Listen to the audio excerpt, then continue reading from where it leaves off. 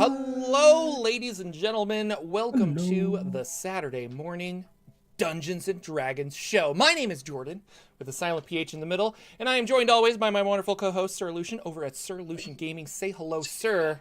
Hello. Yep, just showing off all that Matt Colville stuff. So excited. Reppin' Matt. It's like a fanboy over here. I'm Jeez. super fanboy.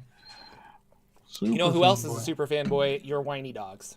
They're like, give me all of the Colville isms. Did you get the minis from his last Kickstarter?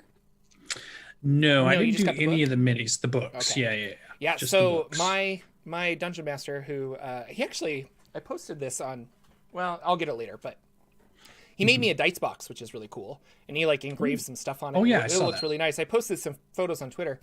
But he got the minis, and I'm really excited to see them. Like I'm like, oh, this is gonna be so cool when these minis show up, and he's all excited to paint them and stuff. But yeah, words and things. We're a Dungeons and Dragons talk show. Apparently, we just talk about Matt Colville. It's really great. All of the fun. Could you imagine painting that size of a mini though? Because those ones look really cool. They did. They look dragons really big. and yeah. It's kind of like WizKids has been, and we'll talk about. Actually, we can talk about it now. But WizKids is putting out these really big minis. They did that Chardalon dragon for Icewind Dale, but they all come pre-painted. And I don't know if Reapers does large. I mean, they must do huge minis like that because everybody wants like a big final boss kind of a thing set to fight. Piece, yeah. So, but it would be interesting and a fun challenge to paint something that big, a mini when they're huge. Well, how many of the Hero Forge things did you get? Because you were doing a bunch of Hero Forge stuff for a while there too. Own mini. I mean, website. but those are like, I guess they have larger ones, but I never got larger ones. I just got like little, you got the regular ones. Yeah, regular size ones, and those are fun. Those are lots of fun. Those are awesome. And then so speaking of D&D and WizKids, I really like this new website that Wizards of the Coast and WizKids have like built together. And it's dndmini.com. Again, these guys are not sponsored, but you can go and see all of the like miniatures that they're specifically making for Dungeons and Dragons, and it's really cool. And the new one that's coming out is they're going to release Orcus, Demon Lord of Undeath. That's awesome. And he's got his cool Orcus wand, and his like he looks really cool. So this is new, and it's going to come out in late November or something. And I think this is tying in with their new release is called Fang and Talon, and it's all it's not tied to a specific product like Icewind Dale or something like that. So they're releasing monsters that are just like, we're gonna flesh it out, because before it was like, we're going to release monsters for Mordenkainen's Tome of Foes. And it's like all the monsters that in there will get minis and stuff. But this is, so I thought that was cool. Orcus is awesome. I'm kind of surprised we still don't have like a Demogorgon one, because I thought Demogorgon was like one of my favorites. One of the more popular ones. Yeah, but anyway, this mini looks cool. It looks straight out of the 5e art, and I think it's really awesome. So, well, I think we're in the golden age of two things. Well, maybe three things if you count role-playing games have come back in a big way in the last couple of years. But also we're in the age of 3D printing. Yeah. Right. Almost accessible to most people, and the modeling programs have gotten good enough that amateurs can create fantastically detailed miniatures. I mean, all these Kickstarters have all these miniatures that are going with them. All these board games that are being built these days have all these crazily detailed stuff. So no longer is it meant just a sculptor needs to do it, and then they make a mold off that, and then they cast it in pewter or whatever they used to do, the plastics and stuff. Nowadays, it's just like all of that stuff's accessible with, I think the internet bringing them all together, the 3D printing coming together, the 3D modeling programs getting easier and better to use, and more artists can use them easier. And then all of a sudden we have miniatures for everything. You can have all kinds of really cool stuff on your table. So that's super cool. I mean, it's amazing the stuff they can do at this point. 100. Yeah. They're right. And just, I was talking about this recently with somebody else, just about, we have so much accessible technology now that you think about it and you're just like, if you wanted to make short films, you had to be very wealthy to have all of this production quality and not quality, but like production equipment and physical film, and then you had to have a place to edit that film and things like that. So not only did you have to have an idea, but nowadays you're like, I have an idea, like an iPhone, and I'm going to use my phone. And how many people are becoming like TikTok stars because they had a clever idea and they're just like, oh, okay, you know, and so and we had I feel bad now, but we had that gentleman on from the dungeon something. I'm really bad. Oh yeah. Well, there's so many dungeon shows out there, so it's hard to get them all. But he specifically said, "Hey, I film everything on my phone, and like his video production is great, and so it looks really cool." Yeah. I apologize. I just am blanking on. I'd have to look at Dungeon Dudes keeps running in my head because I was just on their website earlier, so I can't get that out of my head to remember for you. But yeah, so lots of fun, cool stuff. They're doing really interesting things. Dungeon Coach. Danimal, yes, thank you. It was the Dungeon Coach. Thanks, Danimal. I was actually looking Australian. So we have not the most news to talk about in the worlds of Dungeons and Dragons, but we'll talk about things that kind of popped up, like the really amazing Orcus WizKids figure. Also, they're coming out with a hand and eye of Vecna, and it's like a real size, so it's not like small. It's like a real size, and it's got a glass dome. It's $100. I'm sure that's going to show up behind you. I want it so bad. Yeah. So bad. We're going to see it on your shelf behind you, I'm sure of it. Tasha's has been delayed for certain buyers, and most of those buyers are outside of the U.S. But if you bought Tasha's on Amazon, some people are getting messages that their book might be delayed by a week. And if you're in Europe, a lot of people are saying that they're not getting their books until December. So, and I think COVID kicked in hardcore in some places across the globe again. So then more things got shut down that were started to get printing after the last shutdown, but now things are swinging back. And I wonder if it's printing has delayed it or if it's the shipping has problems. But one of the two, who knows? It should still be on D&D Beyond, so we'll be able to talk about what's going on in more detail. But also, I have mine hasn't been delayed. Sorry. So like my email still says that it's going to be here on time. And I imagine your local GameStop or Game Shop will have some copies, maybe not all the ones they wanted, but if you get there early, you could probably get a copy that way. Yeah. Most like in the US, I would assume. Maybe Canada is included in that, but I don't know. There was Canada's so close to the US. I don't understand why it takes longer. You would think. There was a new spell that was announced.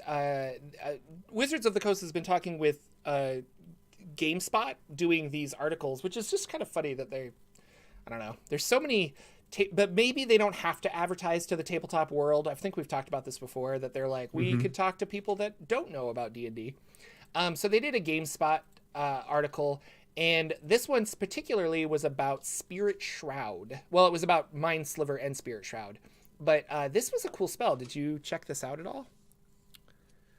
Well, Spirit Shroud is, I thought, that's still one of the Tasha's ones, right? Yeah, that's what I'm talking about. They're announcing new things. And so Spirit Shroud was announced on this GameSpot article. Yeah. And it's a concentration spell, necromancy. It's a bonus action to activate. But you have spirits that swarm around you. And all of these spirits, you can, when you make a physical attack, it says any attack. So if you make a spell attack too, you deal an extra 1d8 damage, when you hit a creature within 10 feet of you. And this damage is radiant, necrotic, cold. Any creature that takes the damage can't regain hit points until the start of your next turn. So that's really cool for some of those regenerating monsters, but I like that it can be flavored however you want. So if you are the brooding, evil anti-paladin, you could do this with necrotic damage, or you could do this. But I don't know if it's a paladin spell. I think it's just wizards and warlocks and stuff. But because powerful. you get one for clerics, right? You get your we always call it the blender in our game. Oh, really? When the cleric uses the Spirit Guardians spell, which is, guardians all around you, and they have to make a save or take damage. But there's also in the barbarian line I think it's the path of the ancients or path of Oh yeah, the. those spirits that fly around. There's a spirit one. There's spirit guardians there, and they do the same thing. Your ancestors show up. Mm-hmm. They're within a 10-foot radius, and as you're hitting, they're adding some damage in it also. So there's like a D roll of some sort, which is pretty cool. So I think or might trigger off a bonus action or something like that. Yeah, it's fun. It's one of those, like, I like the concentration mechanic for 5e because you can't stack certain things. But it's funny where my brain instantly goes where I'm like, if I have Spirit Shroud and I have Hunter's Mark and I have this, so you start like adding all of these different things. And I've seen it in multiple homebrew games, like a wizard clockwork owl that sits on your shoulder and lets you concentrate on 2 spells at once. But Wizards has never made that magic item. And I totally see why. Because the minute that they have add something that's official, boy, it's like over. It's all over. Yeah. And you're going to be like, Wizards would go through the roof again because they're pretty good in this edition, Wizards wise. Paladins can do big damage, fighters can do big damage, thieves can do big damage. Everybody can kind of do a build. Yeah. But I think if you gave concentration didn't matter and you could have any of those spells up, oh my God, Wizards and spellcasters go through the roof again. But it'd be fun to try a game like that. And you, be a DM, understand you're going to have to up the difficulty because you know how powerful they're going to get. But then really let them come up with some crazy spell combinations if all of a sudden they'd have to worry about concentration. Maybe they're still timed in some way. Maybe they're a shorter time. Mm-hmm. Maybe instead of their 1 minute ones, maybe they're 30-second spells, which is still 5 rounds in a combat. So that's still pretty significant. And I've been thinking a lot about reward. Blah, blah, blah. Can't talk. Risk reward because I'm working on some Spelljammer rules for 5e. And what I would like to see is, yes, you can concentrate on 2 spells, but instead of making a concentration check at the when you take damage, now you have to make a concentration check after every turn. So like it's because it's so difficult holding these 2 magic at the same time. And so like I could do this or I could lose both of them. Like that would, this should have been in Bardic Inspiration, but what if you can attempt the second one. To keep that second one going, you have to lose like 3 hit points a round or 4 hit points a round. Yeah. So it's slowly your health is going down and you have to weigh how long you're going to keep that second one up before you have to shut it off. Plus you could get hit and both could go down and you've been taking internal damage from trying to, that could be fun with a risk reward thing where because in Numenera, when we played Numenera, when you want to power your things, that's your health pool. Yeah. Yeah. That's where your damage is coming from. So I really like that technique of, all right, I'm going to power something I want to do, but that's also hurting me by doing it. So exactly. Interesting. Very interesting. The Evocation Wizard actually kind of has that because you can do max damage on a spell, but if you use it more than once a day, every time you do that, you take necrotic damage, and it keeps getting higher and higher. So you could potentially kill yourself. Yeah. Yeah, I'd love it. Love it. There was a Polygon article where they were talking about different monk options. And it's this idea of optional class features, which I was looking at this and it kind of makes me think that the Kensai monk is useless now. Because you get a dedicated weapon at 2nd level. This is an optional class feature that you can add to any monk. And so you can have a martial weapon. You have to have proficiency with it, but like it becomes a monk weapon. So all of a sudden, if I take a longsword, I've got a monk weapon longsword. And then you can use key to do extra attacks and stuff. And I don't know, but I was like, isn't that the whole idea of the Kensai monk? Is that you have, but I guess you get 2. You would get and you get a bow and a thing. So I don't know. Yeah. And you get more damage at some point, and your Kensai weapons become monk weapons, for all of that. And they give you proficiency in them instead of you having to pick one you have proficiency with. But I don't know if that's much of a difference. Yeah, that's true. Although it is, because monks don't get martial weapons to start with, do they? They get simple weapons, maybe? They just get simple weapons and short martial swords and stuff, unless you do like a feat or something. But it says here, whenever you finish a short or long rest, you can touch one weapon, focus your key on it, and then count that weapon as a monk weapon until you use this feature again. And it just says simple or martial weapons, which you must be proficient with it, and it must lack the heavy and special properties. Okay, that's what I was looking for, because I'm so like, a little bit, yeah, I was like, you don't want to have like a great sword monk, although that would be really cool. But yeah, that'd be super cool. Yeah, a polearm monk, a spear. Mulan used a spear, right? Two-handed big weapon. Cool. So I don't know, but I've never played a monk. I had the Shadow Monk, which is really powerful. And we have the Drunken Master Monk in my Wildmount game. And yeah, my DM was just, he's like, man, they just stun everything, like that stunning strike, and they get all of their mobility is so in the good mobility too. they like run crazy. So it's weird, because I think there's like a running joke that monks are bad, but I'm like, I really feel like they're overpowered. But I don't know. I think monks are bad from a DM's point of view. Well, they are frustrating, yeah, because it messes your encounter up that you thought you could carefully craft, so it'd be super challenging for them, and then all of a sudden they break that on you. Yeah, but I got to play one in LB's campaign. She was running at her house for a little bit, and I cheated a little bit there. I did a Tabaxi monk, which was so you could climb the walls and do it. Yeah, I was totally breaking the rules. I used it for mobility and just helping my party out. I didn't totally abuse it. Like, I didn't go overboard with it, but even though I know I could, but it was a cool character. I might bring that one back at some point. Too fun. That's a fun one. What else is going on in the world of the internet and D&D? Well, wasn't too much. I did notice that D&D Beyond is ramping up video-wise. I went over to Dungeons & Dragons. They didn't have anything new. They had no lore videos this week. They had just a couple of things on their live shows. They had a couple of dragon talks to just random people from different parts of, whatever the community is. Because they're tapping a lot of different people lately in their last couple months of who they're talking to. Sometimes they're artists. Sometimes they're, like, one was a New York Times writer a couple weeks ago. So, just different people that touch in on D&D because they play D&D at some point, but they have other interesting careers and stuff too. So I didn't see anything there that I thought our crowd would be like ready to jump on, but D&D Beyond definitely had several videos on Tasha stuff that we've all been perusing over, and they kind of give their opinions on the Armor Artificer, the Genie Warlock, which I know you love and probably will play at some point. I do like it. Way of the Ascendant Dragon. We were just talking about monks, which I think was cool. And one I'm still interested in is the Drake Warden. Yeah. I'm still thinking that's high on my list to play at some point if I can get into another campaign.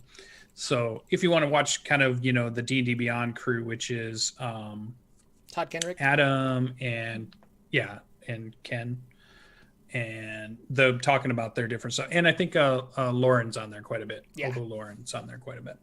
So they're talking about stuff. And they had one for sidekicks. So they had one for the classes and then one for the sidekicks. So to get just more information on sidekicks, which I'm excited because we're using sidekick rules. We've got a nice Kenku expert in ours who's been turning into a pretty fun character. Danimal, our DM, loves to, he's using pop culture snippets to communicate with the party. So he's just using just this random stuff that comes from movie lines. And that's the only way this character interacts with us verbally. Oh, man. And he does voices and all kinds of cool stuff. But he's fun in the game. He's fun as a companion moving around.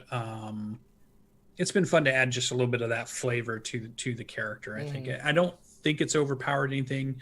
It hasn't. Some of our other characters are probably more overpowered than that. So it's been fun. I could see how if you had somebody that was newer to the game and you gave them a sidekick to just ease them into the number of options and the number of things they might choose to do during a turn, because it's really just like a DM stat block that you're using, which is kind of more consumable, I think, for a new person than the big giant character sheet. Okay, hey, I talked you into playing D&D for the first time. Here's your 3-page character sheet with your bio and all your stuff on it. Here's your spell pages. Here's your, it can get a little overwhelming for somebody pretty new, I think. So, yeah, I like the idea of, especially if you're doing a show, like you're streaming a D&D show or something like that, and you're like, hey, I want to have this guest come on, but how do I fit it in? And they don't know any, and you roll up a 7th level character and they're just like, I don't know. Sidekicks is really great because I'm like, just play this. And I was thinking about it because I did that with the Hype Goblin. She was on Rod of 7 Parts. And I just gave her a succubus. I'm like, you're a succubus. Here's your stat. And I just gave her the some monster. cool And I stuff was to like, play with. Yeah. you can do whatever the monster can do. And she was like, oh, that's cool. And so, it was fun. But it's cool the stat block lays it out too, because you usually have like 2 or 3 signature things you can do. They explain them pretty well and pretty succinctly. So if you just hand that to somebody, there's not a lot for you to go, oh, okay, I think I understand what's going on. Yeah. I could jump right into the game. It's not too bad. Yeah, that Drake ward, and it looks like they're trying to fix the ranger, because it's kind of what you can do with the Drake Warden. It looks like the Beastmaster Ranger has an optional class. Or to say, I think what they're fixing is the pet version of the Ranger. That's what I meant. I think they're trying to fix their pet mechanics, which I think they have realized at this point, because I think everybody says it's the Ranger that was bad, but really what we're talking about, it's the pet mechanics that have been bad, and now we're getting better pet mechanics. I think that's and I love it, because I like playing pets, and I want to play more pets in my games. Having a cool dragon next to you in the game, could you imagine if that was your wizard had a cool, I don't know, you got to ride a nightmare with you and fought with you, or something, that really jumps into your theme of your character. You have a Pegasus, or you have a griffin mount, or you have a dragon mount, or you have any of these cool things. 7, the Warforged Eldritch Knight, actually has a nightmare mount, and it's really exciting. I fly around. Doesn't that add like cool flavor to the whole? I didn't know this, but nightmares can fly, and so I'm like, oh my gosh, I've got like 60-80 feet of flight with this fire horse. It's amazing. So I took those the are the kind mounted of stories feat you want to that, tell, and I get like advantage. Oh, so fun. I miss tell that me character. Tell me your Warforged then took his head off and rode his nightmare around. I haven't. I haven't done that, but ask your DM if you could throw your head at people for damage too. I think that's something we need to talk about soon. That would have been the greatest. Ichabod. So that's all we had. We didn't have a lot of videos, but you can go check out some stuff on DMD Beyond. It'll be fun when it comes out. The one Kickstarter I showed, I saw Elise was advertising it this morning on Twitterverse there. And it's Incredible Creatures, 100 creatures inspired for 5th edition on the art first. So I think what they did is they created the art first with no... And then they were like, how do we artists and said, like now this? How do we create this cool, then we give it stats, or then we give it something. So that was the way I interpreted it. The Kickstarter just kicked off, I believe, today or yesterday or something like that. So it's in its early days. You might go check that out. And I know Elise is tweeting on it, and I retweeted it if you want to find it. The link's out there on it. Yeah. So very cool. Yeah, so that was kind of news, I'll throw that in the chat. In 10 days away, we get Tasha's book. For those of us that can get it in 10 days, it's on the 17th. So we're on the 7th today. I haven't heard when D&D Beyond gets it. I assume they don't get it any earlier. So I assume it's the 17th. Yeah. So we should have it on the 17th then, at least electronically. And, your people that are Roll20, Fantasy Grounds, I'm sure those all release at that point too. So if you're doing it that way, no, it should be all released together, and that's how it has been for previous things, So I'm gonna rue the day when they decide that all of a sudden D&D Beyond gets it like a couple of days early, because now it's almost forcing you to buy it twice if you want the book, and you're just like, dang you! I want to choose my one way to buy it, not I must buy it 2 different ways. I wonder if they would ever do that, or like, if you're a premium subscriber, you get the book like a week early or something. That just feels... I still feel like at some point, if you get their book, there should still be a way that you get the digital version of that. Other companies do that. I think Wizards of the Coast is about the only one I could think of that don't give PDFs of their books to them when you purchase the actual physical book. So, and let's talk about that really quick. They've addressed it, saying the piracy. If we want to give you like a code in the book for something on D&D Beyond or a digital version, they have to saran wrap the book. And Wizards of the Coast feels that it sells better if people can open up the player's handbook, flip through it, and be like, oh, wow, that's so cool. So if they don't have it, wrapped, then people open it up, they copy down the code, and then they go home and get it for free. With the starter set, that was a sealed box, and I think that gave you a discount to the adventure on D&D Beyond, or maybe it was the player's handbook, give you a discount code. They were able to do that because it was sealed. The box set is sealed. Yeah, you can't just get into it. So I don't know, because I've bought a couple things from Goodman Games, and they always give you PDFs when you buy something from Goodman Games. And so specifically, I bought something, and it was not sealed. And I bought it at a game store. This was during DCC days. I bought an adventure at a game store, and I came home, and that adventure has a code in it, but it wasn't sealed. So I guess they're just taking a risk by doing that, or that code works for multiple people. I don't know. Because I've done the same thing. A few of the other books, not from Wizards of the Coast, have done that kind of same thing. I found the code in the back of the book, and I can get the electronic version here if I want. Yeah, and the funny thing is like piracy happens either way. Like I can guarantee you within days of Tasha's being released, somebody will have ripped that book apart, scanned every page, created a PDF. It's on Reddit right now. Exactly. Actually, you're right. It's on Reddit right now. People are talking about it. So yeah, piracy happens regardless. But I guess that's their mindset, and maybe it's a wrong mindset. I don't know, but I like I don't know. I love having PDFs, and D&D Beyond has been really good because I can, I've got like an hour at work, and I'm not going to lug my books with me to work. I can just, and I can plot my next game, and I like that a lot. So having those digital options is always really nice, and especially when I'm using my my laptop, my Chromebook at the table more. I really like having that PDFs accessible and searchable. Just Control F to find something is so nice. Yeah. I like using my tablets with those programs too, because they're just made for tablet use. But if I'm going to sit down and read a book, like I don't want to sit in a physical copy all the way. So I don't know. Yeah. I'm dumb. I don't know. So moving on to everybody's favorite part of the show, the Bardic Inspiration. So exciting. So exciting. But I didn't see a Jordan Bardic Inspiration. Yeah, Jordan. Am I carrying the show today? No, I was going to talk about some Spelljammer stuff. Okay, cool. We'll talk about it. So, do you want to lead off? Do you want to go first though? What inspired you this week, sir? Well, when you read that, what pops into your head first? I want to see if you got the reference in the notes. In our notes, Lucian has written almost fast and less serious. I think this is probably based on the 1980s movie Drive, or yes, I think you got it. Driven. I was worried that if you read it, you just would like, oh, okay, almost fast, but kind of a less serious game. But what I was really going for was Fast and Furious. Oh, Fast and Furious. Yeah, okay. There it is.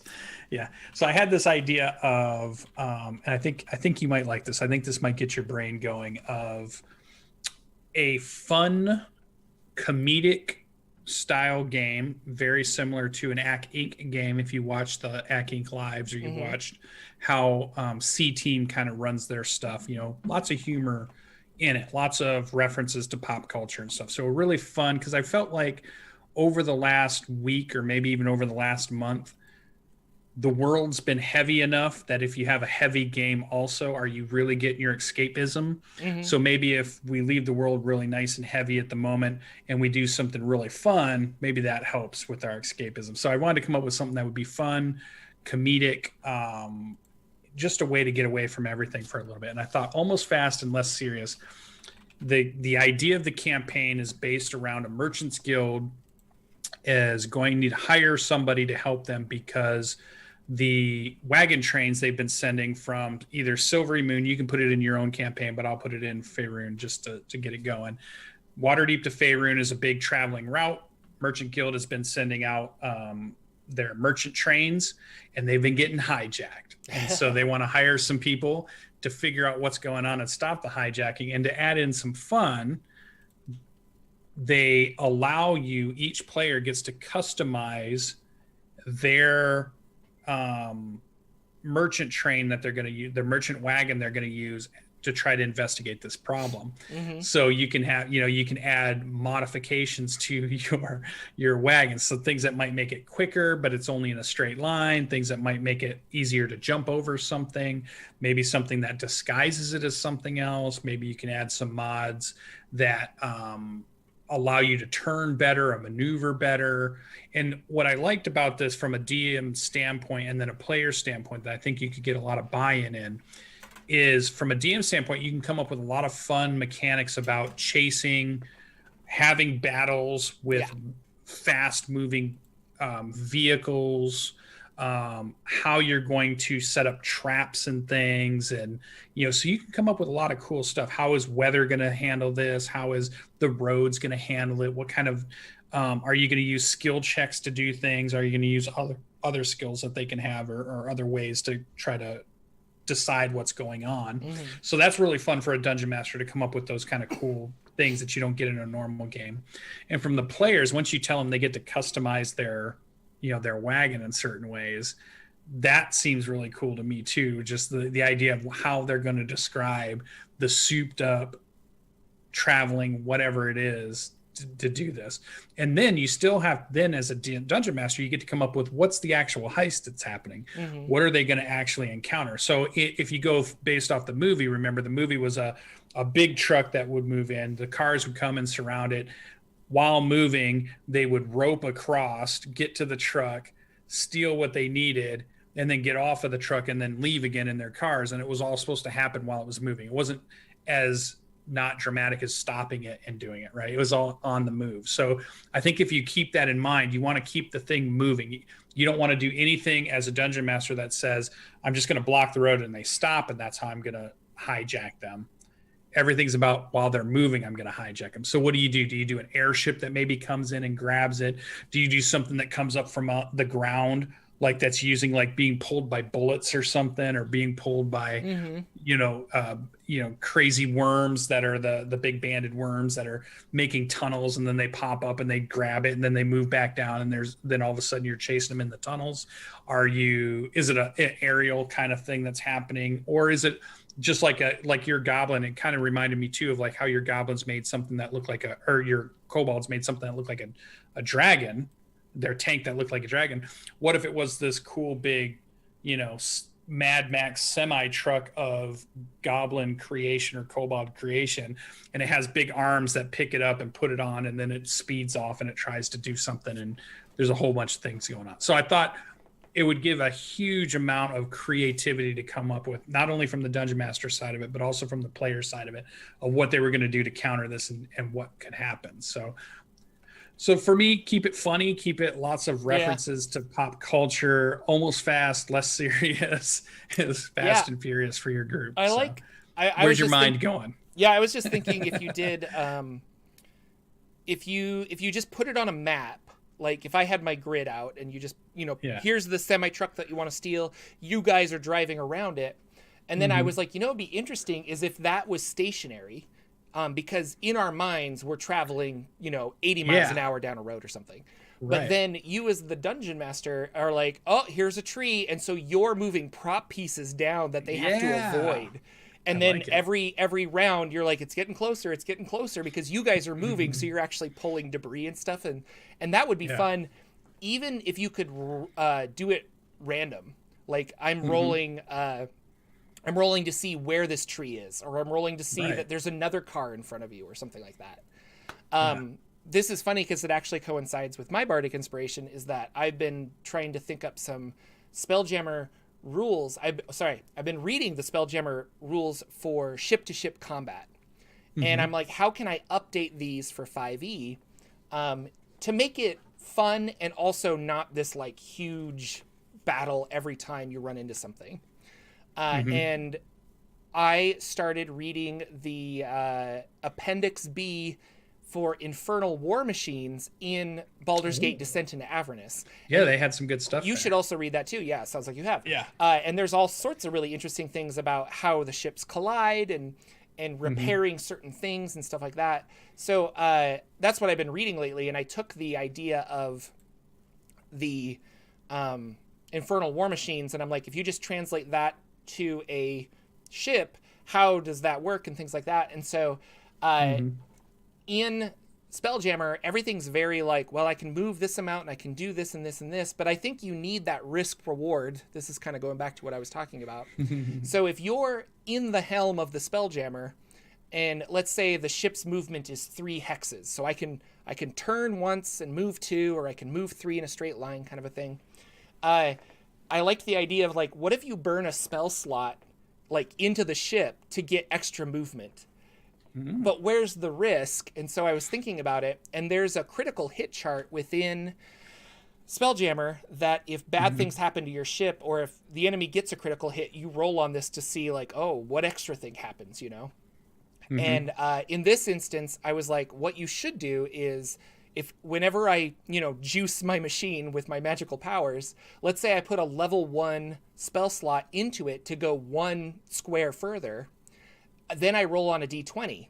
If it's a 1, then I get a critical hit, and I have to roll on the critical hit table. Like you take extra damage or something. Like it was stressful on you.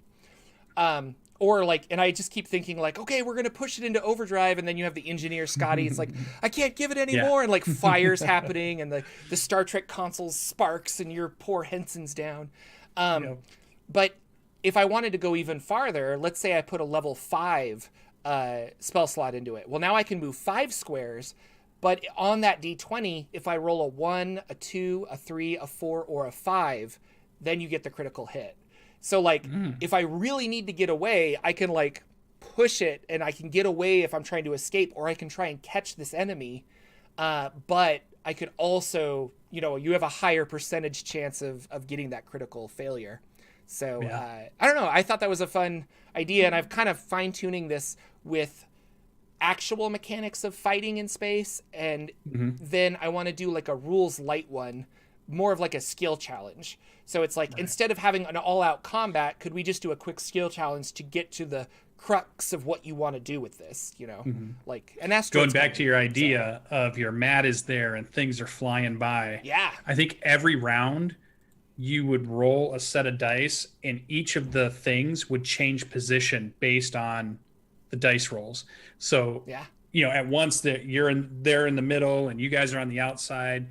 Round 2, the way the rolls happen, now you're in the middle and they're on the outside, and this one's over here. And so you just keep changing the position of these things based off of dice rolls and randomness and things that are moving along. And you explain it by rocks and trees are coming in and stuff. And I think it'd be really cool, because all of a sudden your players are having to readjust their plan based on everything keeps moving on them, you know, everything's flying.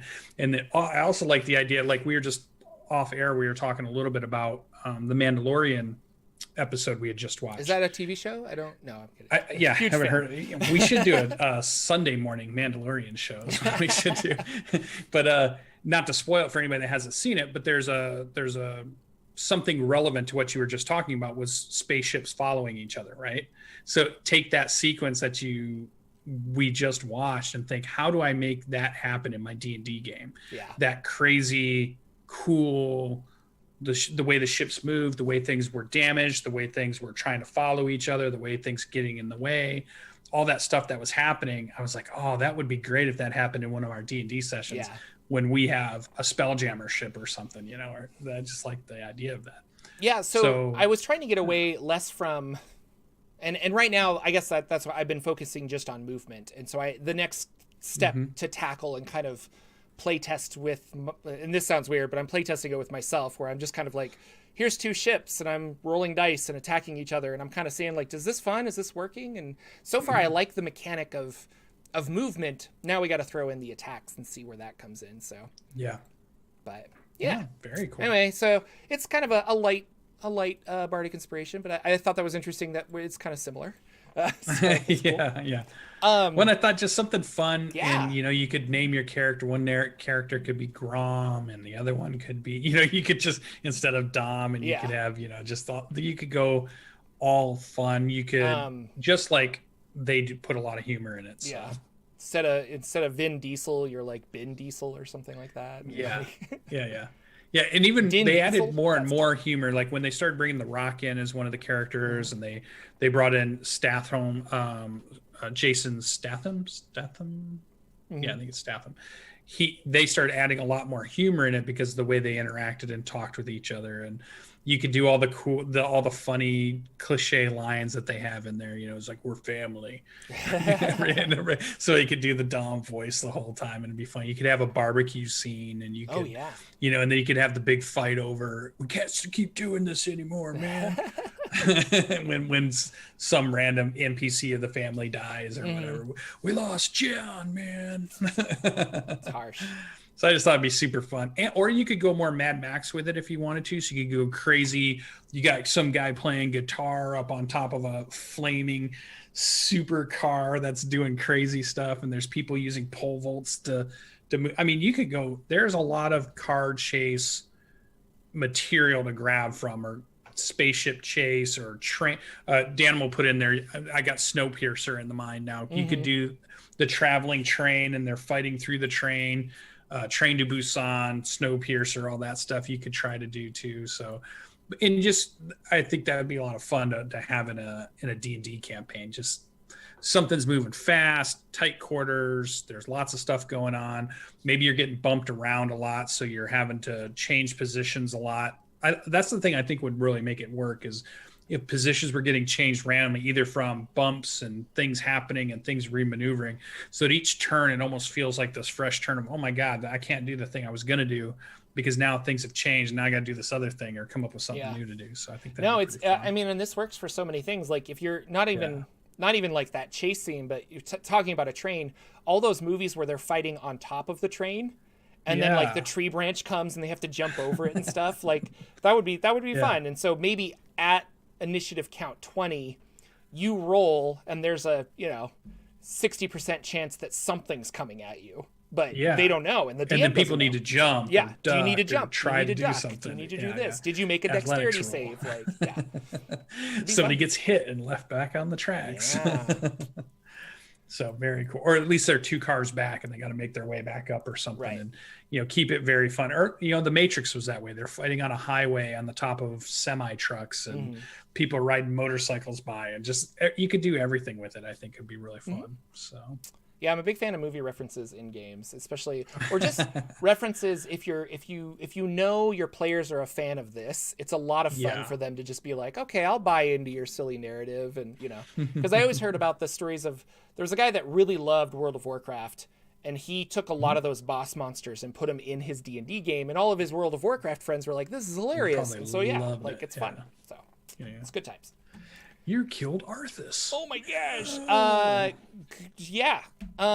We occasionally play D&D and we talk about our games.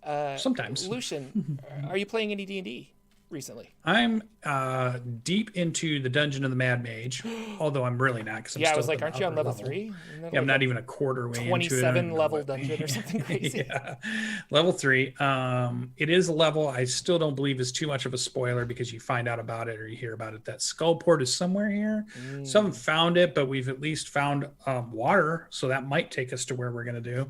It's been a fun level because it's been a level that has been filled with, without spoiling, factions. There's lots of factions of things going on. And I can tell in the book when they wrote it that they didn't just want to have this creature sits in this room and just kind of waits around for people. They're trying to put some type of this group is trying to accomplish this over on this side of the dungeon part level, but this group over here is doing something, and sometimes they interact and maybe they don't, or maybe they do, or maybe they've been fighting, or maybe they coexist in some way, or maybe there's a standoff of somehow, and the players just keep kind of happening into these different little things. So it's cool to meet up factions, and your players can decide, well, is this the faction we want to side with, or this one? It's a lot of deciding between evils anyways. It's like, it's all stuff that's not good. Or sometimes you might say, maybe they just got a bad rap. You don't know if they haven't done any evil to me. So maybe I'm okay with it until they do evil with me, to me or something. So we've been wandering around. The flying Aarakocra came in handy, exploring a couple of the river tunnels, which was fun. Although I think we have a ring of swimming that we might've given away, or a ring of water breathing, and we didn't keep it. And now we're probably wishing that we probably should have, at least for somebody at that point, or some type of free action so we could really investigate these watery tunnels a little quicker. But it's been pretty fun. So it's been pretty action packed for sure. We're getting a lot of dungeon delving in. We're picking up different NPCs here and there too. Like we're saving some people from this area and they join us until they can get out. And then other people are dying off. And, some are, we have to chase back through the place so when they escape us, that kind of thing. And so it's been pretty fun. I like it. It's definitely dungeon delving. We're definitely on level 3. I can't wait to kind of see what I always heard of Skullport, but I've never seen a map of Skullport. I've kind of purposely not went out and looked for it because I want to be excited about it. So, in our the Dungeon Master is saying a tip for you: it's going to have a lot of NPCs. So, so be prepared for that if you're running this one. There's lots of different NPCs, it's a hive and I think of players like ability, to collect them. So. Yeah, so but that's been ours. So we've had a pretty good time. That's our Tuesday night game. It's been super fun, and can't wait to kind of see where we go next. Or I don't know what's on level 4 when we'll get there, or level 5. I mean, we're really getting into it at this point. That Halaster, he's got a weird dungeon. So we bumped into him a couple of times, or at least simulacrums of them, or something's or going clones on, or something. There's a lot of it's fun. I haven't read Dungeon of the Mad Mage yet, but knowing Halaster, there's shenanigans going on. There's some dungeon shenanigans. So, but what about Jordan's games? You look at all this time you have to talk about your games. You get to really go full bore. Gosh. Oh, let's stretch. Get ready for this. Okay. We're out of 7 parts. Players are having a good time. They jumped into Pandemonium, which is a plane on the Great Wheel of D&D cosmology. And it is called the Windswept Plains of Pandemonium because the whole plane is a giant chunk of rock. But there's these magical winds that blow with such force that over the eons that it's been there, it has chiseled away chunks of rock so that it's like Swiss cheese now. And the lower you go, the less tunnels there are because it's just, that's how it works. So higher up. Anyway, and my players are there because they have to encounter they're looking for the final rod fragment, and the big baddie of the module is Miska the wolf spider. And Miska has the last fragment either embedded in him or just sealed up with him in some way, and so they have to go and get this rod fragment and figure out what to do with it. No chance of just stealing it. We don't know. But Miska is imprisoned in Pandemonium in a plane or in a cocoon of law, is what the book says. And it kind of lets you interpret that as you wish. But it's this lawful magical prison that he's in. And anyway, so I researched Pandemonium a bunch. The river Styx flows through it, so that's kind of interesting. And certain spells don't work, like the wish spell doesn't work in Pandemonium. Any fire-based magic gets blown away and doesn't happen. There are things that are specific to Pandemonium. Any fog cloud or cloud kill gets blown away immediately, so those spells don't work. Wow. And so I wrote up a bunch of these things for 2nd edition. I was like, okay, this is how 2nd edition handles Pandemonium, and then I updated it. And there's a madness factor because you are just constantly hearing wind and you can't really hear your other players or your teammates. Now we've gotten around that by they are casting a telepathy spells that they can talk to each other, and they just cast that every hour or so. It's a ritual spell. So they can talk to each other, and that's fine. But yeah, it's kind of spooky and weird. So I have a couple of madness tables that I took from the Dungeon Master's Guide, and basically at the start of the day, I'm going to have them make a wisdom saving throw, and then if they ever roll a natural 1, I have them make another wisdom saving throw to see if they get an extra layer of madness. And these layers will kind of stack up until bad things start happening, and so they want to find shelter and get a way to recuperate that. Currently, they're looking for a city. It's the only town city in Pandemonium, and it's called the Madhouse. And it's a weird, bizarre, a marketplace, because Pandemonium doesn't have anything to sell. And so basically people that come here will sell things and buy things. And so they're just kind of like a weird trading post. almost. And that'll be fun. I've got a bunch of NPCs, and they see that off in the distance. We left on Wednesday where they have to get over the River Styx, and they have to figure out what's going on there. They met an interesting little, I believe it's called a Darrow. It's kind of like a dark gnome, and I used a Darrow. I found a really cool Darrow that I like, and I used him. And he is wind crazy because he's got the wind madness. And so he was doing all kinds of things. He ended up leaving them a luck blade, which is a blade that can cast the wish spell. And so it's kind of fun because I've always wanted to give these big, powerful items to see what they're going to do with it. And they're all just like, what in the what? We could do anything with this. It's kind of amazing. And on top of that, he was like, Brenna, who plays Rikiri gave this guy something, like some food or something. And so as a reward, he's like, well, here, you can take one of my cards. And that was the deck of many things. And so she pulled a card, and luckily it was a good card, and she actually leveled up immediately. And she got a wondrous item. I think it was a drift globe. I rolled randomly for it. But it was so funny because the minute I'm like, well, he's got this deck of cards, and you just see everyone's face like, and like, no. And the veteran players like, Brenna's played D&D before, but I think Ted and LB and Lex have played a lot of D&D in the past. And so all of them were just immediately like, nope, not touching it. And I'm like, are you sure you don't want a card? And they're, nope. And then after the game finished, Ted messages me and he's like, what would I have gotten if I pulled a card? And so I did another random card, and I'm like, you would have -2 to all of your saving throws, permanent. Yeah. And he's like, yep, it's probably good that I didn't do that. So she was very lucky. But that was fun. And we talk about this too, like are you failing as a dungeon master in a way? And I kind of feel like I am, because I described Pandemonium, but I didn't know how to push those effects other than like you meet the saving throw and it's dark and they're like, okay, I guess we just keep walking.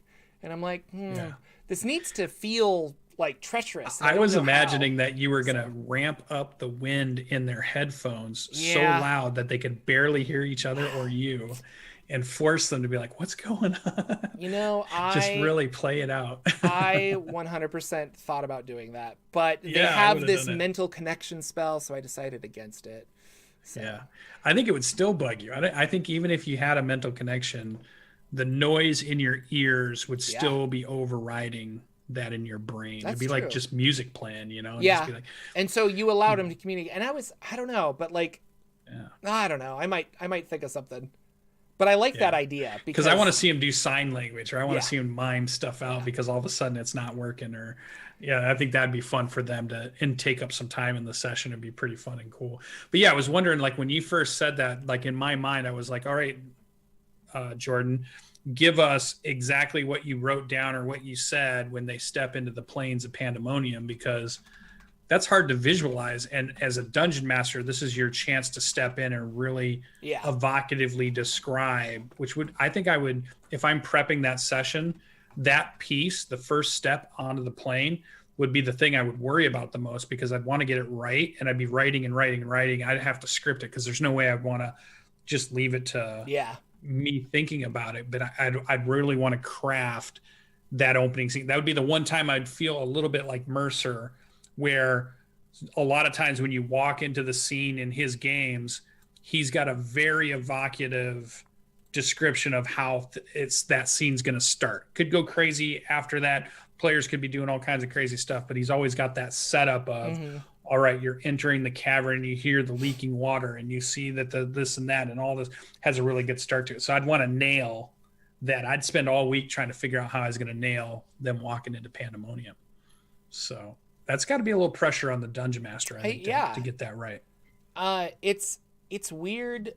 I mean, if your players wind up in the abyss and you want it to be like, there's a reason nobody goes here. Like, how do you? I don't know. You can describe it all day, but I feel like there needs to be real life. Like you're shining hair dryers on them. Something.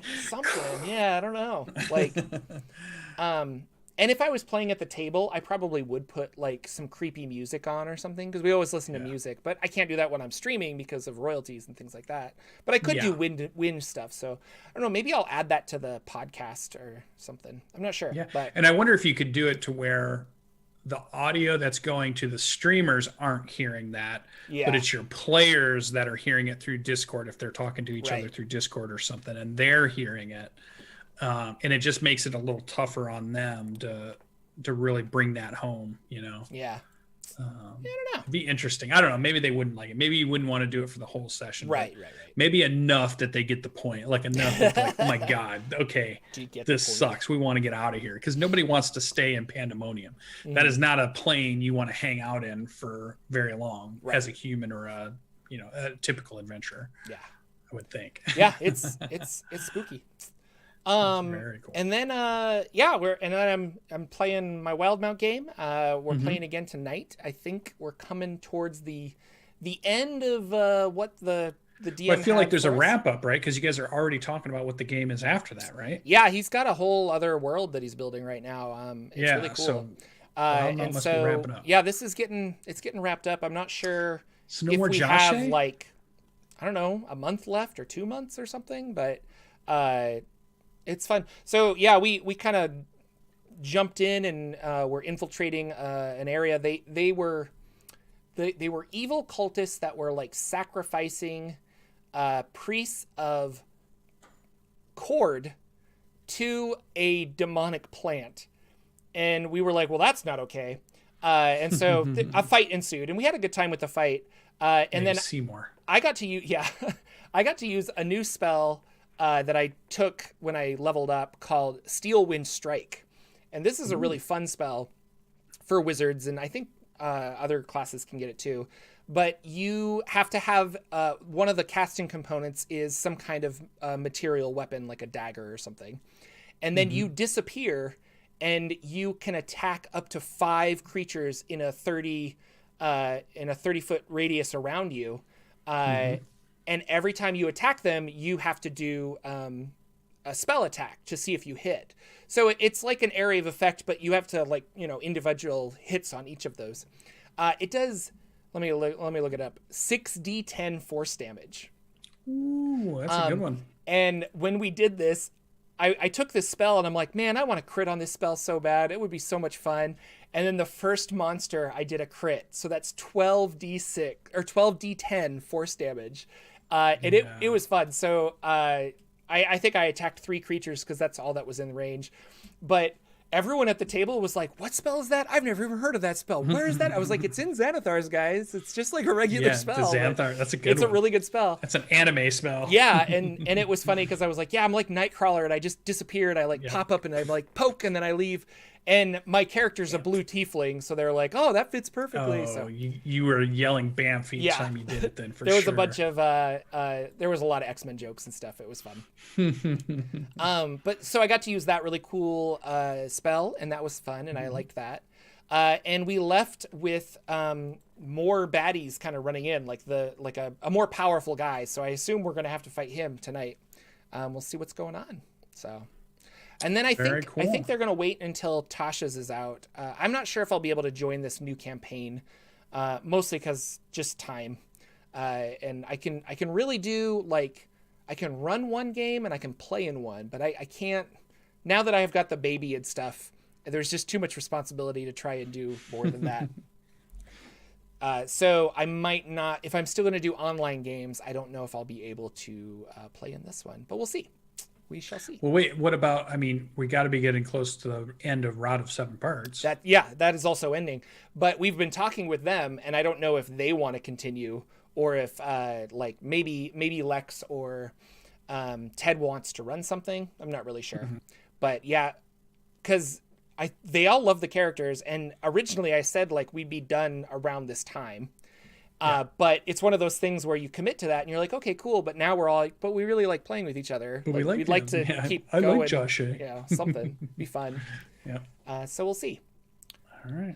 But yeah, that is my life. That's our in show. gaming. Wrap us up, man. That's our show. Well, thank you so much for watching, liking, and subscribing. Thanks. Tell you what I'm going to try and do in the next week. Okay. I want to make some emojis for our channel for the Saturday morning D&D show.